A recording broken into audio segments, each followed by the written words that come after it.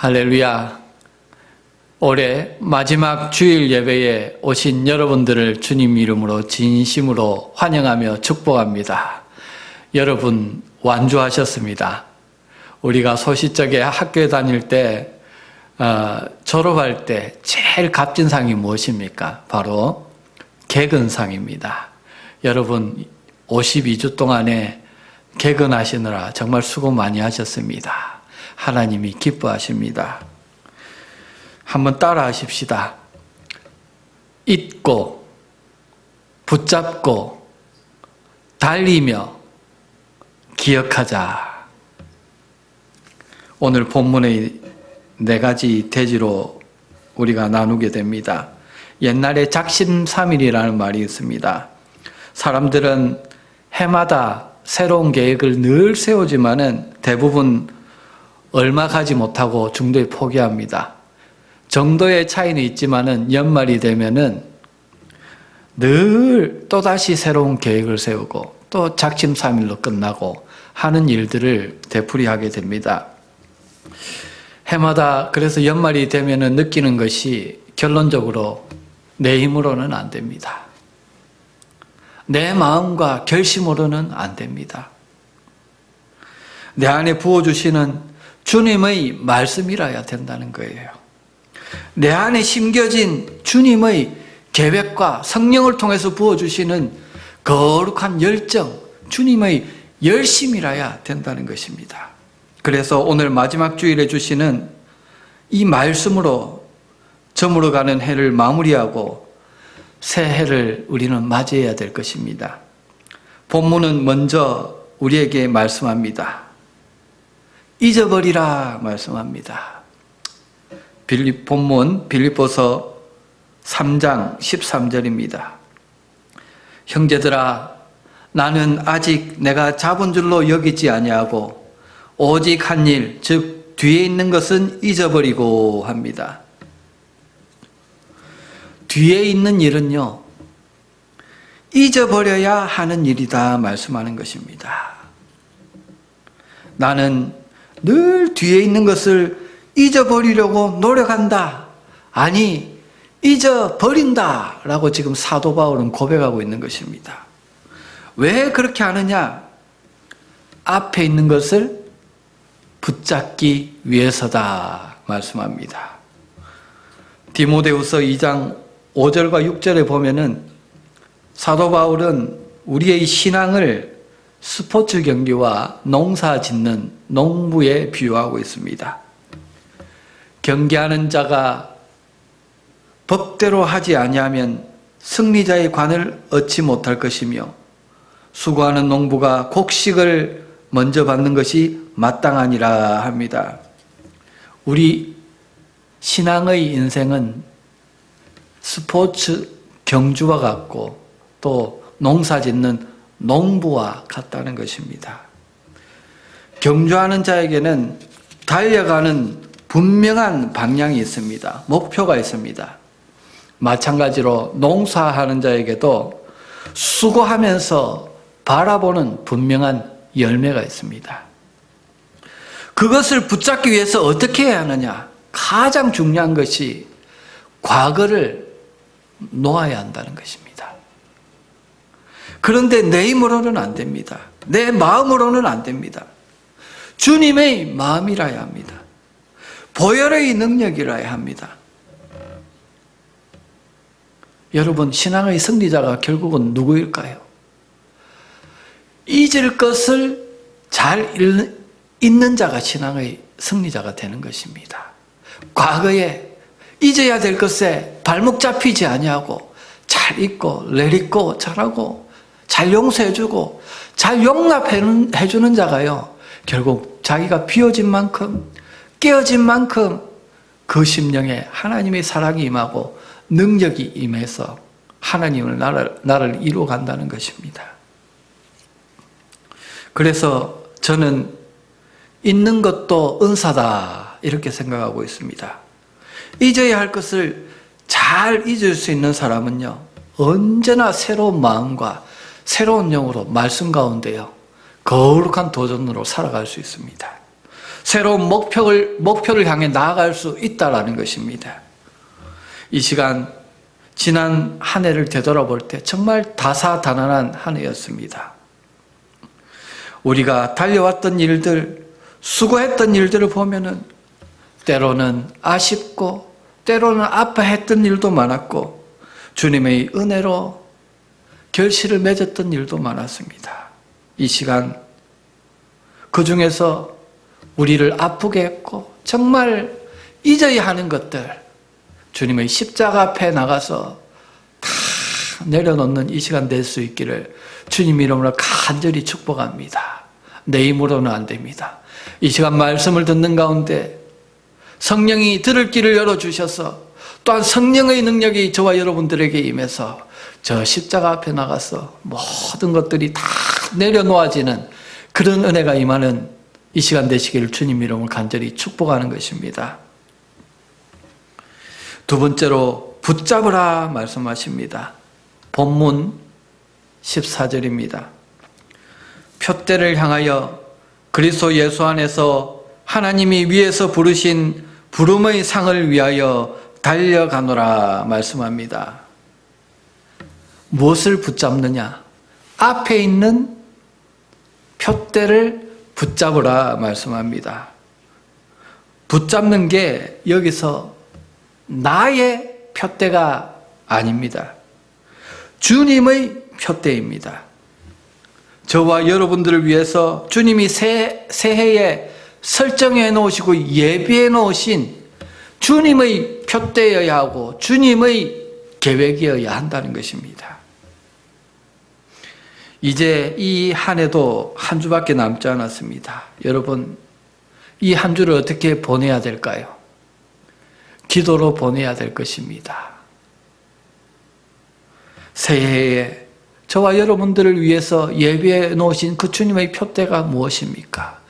주님이 여호와 일에 예배해 놓으신 그 계획이 무엇입니까? 내가 이 오는 2021년 한 해에 무엇을 해야 주님께 영광이 되고 복음과 하나님 나라를 이룰 수 있겠습니까? 보게 해주시고 듣게 해주시고 알게 해주시고 붙잡게 해 주시옵소서. 이런 간절한 기도로 이 한 주간 살아갈 때 주님은 정말 구하는 자에게는요 그 소원을 만족케 하시는 분입니다. 여러분들에게 보게 해주시고 듣게 해주시고 마음속으로 품고 새해를 살아가게 해주실 줄로 믿습니다. 본문 14절을 보면은 바울은 그래서 주님 앞에 나갔어요. 그 표대를 발견한 자입니다. 발견했을 뿐만 아니라 자신의 표대로 결단하고 붙들며 살아갔던 자였다는 것입니다. 그에게 인생의 유일한 표대가 무엇이었습니까? 본문에 그 표대를 다른 말로 표현하고 있습니다. 하나님이 위에서 자신을 부르신 부름의 상이다. 이렇게 표현하고 있습니다. 그리스도인에게는요, 사람을 바라보는 시각이 딱 한 가지밖에 없습니다. 저 사람이 예수를 왕으로 영접하고 살아가는 자인가, 그렇지 아니한 자인가, 그 한 가지밖에 없습니다. 마찬가지로 그리스도인의 표대도 마찬가지입니다. 그리스도인이라는 것은 이 세상에서 하나님 나라를 이루기 위해서 하나님이 구속하시고 이 땅에 심겨놓은 자예요. 남겨놓으신 자입니다. 그렇기 때문에 그리스도인에게 표대는 오직 한 가지입니다. 위에서 부르신 부름의 상이라는 것입니다. 이 땅에서 아직도 하나님 나라를 알지 못하고 복음을 알지 못하고 죽어가는 지옥길로 달려가는 저들에게 복음을 어떤 수단과 방법을 동원해서라도 복음을 전하는 것입니다. 믿고 안 믿고는 저의 소관이 아닙니다. 저에게 주어진 것은 전하는 것입니다. 그 사람이 복음을 듣고 온전히 주님을 나의 주인으로 영접하고 자기 자신의 보좌를 내어드리고 주님께 순종하는 삶을 살아갈 것인가, 이 땅에서 하나님 나라 복음을 위해서 전심으로 살아갈 것인가 안 가실 것인가는 저의 역할이 아닙니다. 제가 복음을 증거할 때 하나님의 통치가 임하고 능력이 임해서 하나님께서 그렇게 하실 줄로 믿습니다. 우리에게 주어진 일이 무엇입니까? 하나님이 우리에게 부르신 부름의 상급을 바라보며 복음을 증거하고 주님의 사랑을 계속적으로 증거하고 권고하고 참아주고 그렇게 이런 영혼에게 접근하는 것입니다.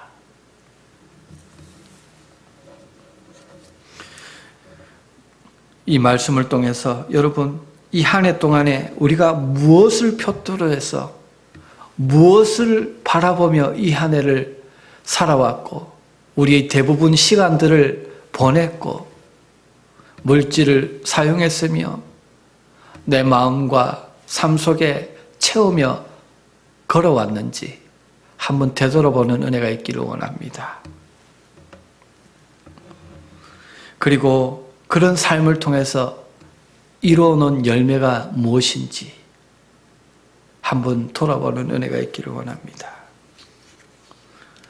오직 그래서 바울과 같이 그 표대를 발견하고 정확한 그 목표 지점, 방향을 향해서 우리 인생을 허비하지 아니하고 물질과 시간을 허비하지 아니하고 주님의 뜻을 이루어가는 그런 2021년 새해가 되시기를 주님 이름으로 간절히 축복드립니다.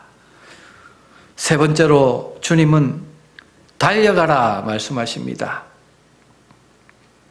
하나님의 백성은요, 달려가는 자입니다. 하박국 2장 2절에 보면은 구약 언약 백성의 삶에 대해서 어떠해야 되는지를 말씀합니다. 여호와께서 내게 대답하여 이르시되 너는 이 묵시를 기록하여 판에 명백히 새기되 달려가면서도 읽을 수 있게 하라 말씀했습니다. 이 말씀을 붙들고요, 이 묵시를 붙들고 하박국이 달려갔습니다. 구약의 많은 믿음의 사람들이 비록 바벨론의 포로로 잡혀가고 어려움을 당했지만 그 속에서도 이 묵시를 붙들고 기다렸어요. 믿음의 경주를 하고 달려갔습니다. 그래서 나의 믿음은 의인으로 말미암아 나의 의인은 믿음으로 말미암아 산다. 하나님이 의인이라 칭하시고 살 길을 열어주시고 그들을 통해서 이스라엘을 다시 회복시켜 주셨다는 것입니다. 오늘 신약시대도 마찬가지입니다. 본문에서 바울은 이 말씀을 붙들고 달려갔다 말씀합니다. 달려가던 자였다는 것입니다. 때가 가까웠기 때문에 하나님의 심판과 축복이 우리 가까이에서 구체적으로 실제적으로 성취되고 있기 때문에 말씀을 붙들고 붙들 뿐만 아니라 마음판에 명백히 새기고 달려가야 한다는 것입니다. 그래야만 하나님 앞에 면류관을 받을 수 있는 신학의 승리자가 될 수 있다는 것입니다. 디모데후서 2장 4절과 5절에는 바울에게 부름의 상을 얻기 위해서 달려가는 삶이 어떤 삶인가 라는 것을 네 가지로 구체적으로 표현하고 있습니다. 그 삶을 어떻게 표현합니까? 병사로 복무하는 자, 군인으로 표현하고 있습니다. 그리고 경기하는 자, 모든 사람과 경기를 해서 이기려고 전투하듯이 경기하는 자, 그리고 땀을 흘려서 그 열매를 얻기 위해서 수하는 농부로 비유하고 있습니다. 그 네 가지 달려가는 삶이 무엇입니까? 첫째, 자기 생활에 얽매이지 아니하고 어디에 얽매여야 됩니까? 복음에 얽매이는 삶입니다. 이 한 해 동안에 여러분 우리는 어디에 얽매며 살아왔습니까? 두 번째로 자기 기쁨이 아닌, 자기 만족이 아닌 모집한 자를 기쁘게 하는 삶입니다. 자기만 만족시게 하는 사람은 절대 다른 사람을 섬길 수 없습니다. 다른 사람에게 나의 사랑을 줄 수 없습니다. 주님께서 우리에게 허락하신 주님의 사랑, 영혼을 구원하기 위해서 내 이웃을 내 몸과 같이 사랑하고 나의 목숨까지도 내어줄 수 있는 그런 사랑을 닮아갈 수도 없고 그 사랑을 실천할 수도 없다는 것입니다. 따라서 우리는 자기 기쁨, 이것을 초월해야 됩니다. 자기의 생각, 자기의 라이프 스타일을 고집하는 데서 벗어나서 복음을 위해서 하나님을 기쁘시게 하는 대로 나아가야 한다는 것입니다. 세 번째로, 자기 뜻대로가 아닌 법대로, 다시 말해서 말씀의 법대로 경주해야 합니다. 보통 사람들은요, 점점 종말이 가까워올수록 자기 소견에 옳은 대로 말씀을 해석하는 경우가 많습니다. 그래서 QT라고 하죠. Quiet Time. QT의 위험성이 뭐냐? 성경의 말씀을 자기에게 유익되는 쪽으로, 자기 소견대로 트위스트해서, 필터링해서 자기가 하나님의 말씀을 받습니다. 그것은 하나님의 말씀이 아니죠. 그래서 하나님의 역사가 없는 겁니다. 그리스도인들은 무엇입니까?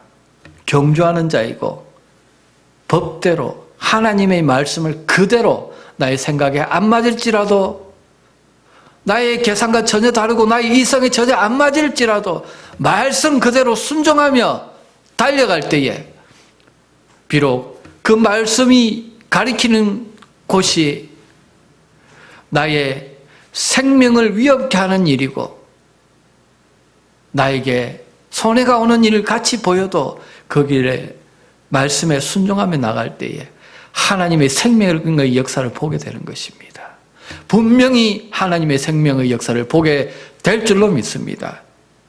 그리고 네 번째로, 남들보다 더 많이 수고하는 삶입니다.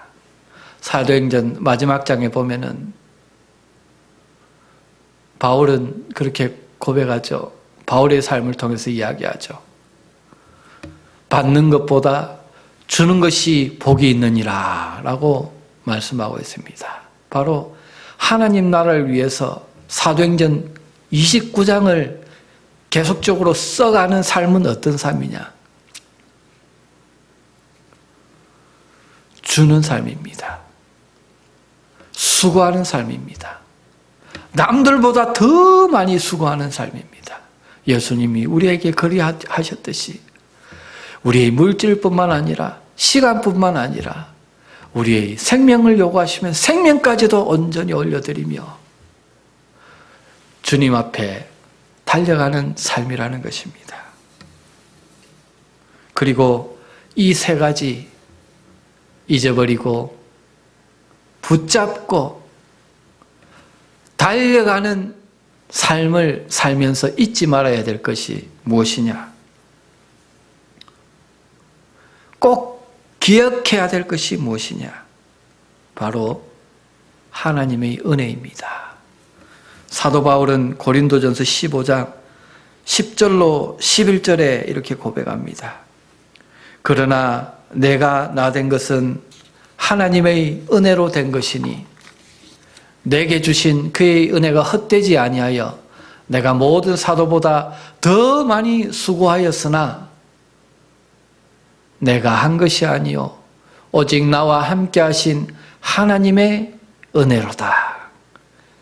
그러므로 나나 그들이나 이같이 전파하며 너희도 이같이 믿었느니라. 이 고백이 비단 사도 바울의 고백뿐만 아니라 저와 여러분들의 고백이요 모든 믿는 자의 최후의 고백이 되어야 한다는 것입니다. 우리는 은혜로 부름받았고 은혜로 살아가고 은혜로 하나님께 영광 돌리며 승리자로 서게 되는 자인 줄로 믿습니다. 저는 가끔 30-40년 전에 저를 생각해 봅니다. 그리고 하나님의 은혜에 젖어듭니다. 아직도 부족한 인생입니다. 갈 길이 멉니다. 아직도 철이 들지 않았습니다. 그래도 한편으로 볼 때 하나님이 이만큼 다듬어 주셨구나, 깨워 주셨구나, 키워 주셨구나. 나의 그 딱딱하고 못된 자아가요, 많이 부서지고 더 부서져야 되겠지만 부서져 가는 것을 보게 됩니다. 저는 우리 속에 있는 옛사람의 성품, 양파에 많이 비유를 합니다. 껍질을 까도 또 까도 그 안에 계속적으로 남아있는 제 자신을 보게 됩니다. 이 깊은 죄성을 가진 제가 어떻게 천국 백성이 되어서 또 오늘 복음 전도자가 되어서 주님의 거룩하신 말씀을 들고 여기에 설 수가 있겠습니까? 주님의 오래 참으심이고 긍휼입니다. 하나님의 한없는 은혜라는 것입니다. 그 부르신 은혜를 기억하는 사람은요, 그 위에서 부르신 소명을 자기 인생의 목표로, 삶의 기쁨으로 받고 달려갑니다. 주님, 천국에 저를 위해서 예비된 상이 없어도 좋습니다. 나를 위해 보내주신 독생자의 보혈의 은혜만 있으면 저는 만족하고 이 길을 걸어가겠습니다.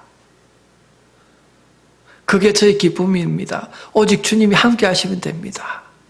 이렇게 제가 고백하며 이 길을 들어섰는데요, 목회를 하다 보면은 영적으로 공격도 많이 당하고 오해도 많이 받고 참 힘든 부분이 있습니다. 그럴 때마다 주님께 때로는 원망할 때도 있어요. 그게 연약한 우리 인생이 아니겠습니까? 그래서 사도 바울이요, 그 전도 여행을 하면서 다 되돌아보니까 내가 정말 수고한 것이 많고 고생도 많고 죽을 고비도 여러 번 넘겼고 그렇게 고생했지만은 내가 아니고 나와 함께 하신 하나님의 은혜구나. 되돌아보니까는 은혜만 남는 거예요. 자기도 없어지고 수고한 노고도 없어지고 주님의 은혜입니다. 우리가 천국에 갔을 때에 주님 말씀하실 것입니다. 내가 작은 일에 충성하였다. 1달란트, 2달란트, 5달란트를 우리가 아무리 남겼다고 해도 사실은 주님의 은혜죠. 은혜지만은 주님은 네가 수고했다 이렇게 말씀하시는 것입니다. 이번에 이소명 전도사님이 코로나 바이러스와 사투를 벌이면서 간증하셨습니다. 생사를 오가는 영적 전쟁을 하다 보니까요, 밤마다 남들이 절대로 알 수 없는 그런 고통이 있었다고 그럽니다. 그런데 다른 한편으로는요, 경험하지 못한 사람들은 죽다가 깨어나도 알 수 없는 그런 하나님의 함께 하심과 은혜를 경험했다는 것입니다. 할렐루야. 우리 하나님은요, 우리가 죄와 사망의 골짜기를 지나면서 사투를 벌릴 때 그를 붙들고 의지하는 자를 그냥 놓아주지 않습니다. 함께 하시며 믿음 주셔서 우리가 믿음으로 그 사망의 음침한 골짜기를 딛고 일어서게 해주시는 그런 생명의 하나님인 줄로 믿으시기 바랍니다. 여러분, 살아있는 믿음이 무엇입니까? 고난 속에서, 아픔 속에서 더욱더 빛을 발하며 내가 고난당하고 누워있지만은 오히려 다른 고난 당하는 사람을 돌보며 그 사람들을 걱정하며 그 사람들을 위해 중보하는 그런 놀라운 능력이 있습니다. 고난 많고 일도 많았던 이 해의 마지막 절하게 나도 아프고 고난을 당하고 있지만은 고난당하는 열방의 이런 자들을 위해서 기도하는 저와 여러분 되시기 바랍니다. 고난당하는 지체들을 위해서 기도하시는 저와 여러분 되시기를 바랍니다. 뒤에 있는 일은 십자가 앞에 내려놓고 회개하고 그 속에서 함께 하신 나를 여기까지 살려주시고 세워주신 주님의 은혜를 기억하고 그 주님의 은혜 때문에 아쉬움도 많지만은 감사와 찬송이 흘러나오고 풍성해지는 이 마지막 주간 되시기를 주님 이름으로 간절히 축복드립니다. 우리 한번 찬양하면서 이 한 해를 마무리하기를 원합니다.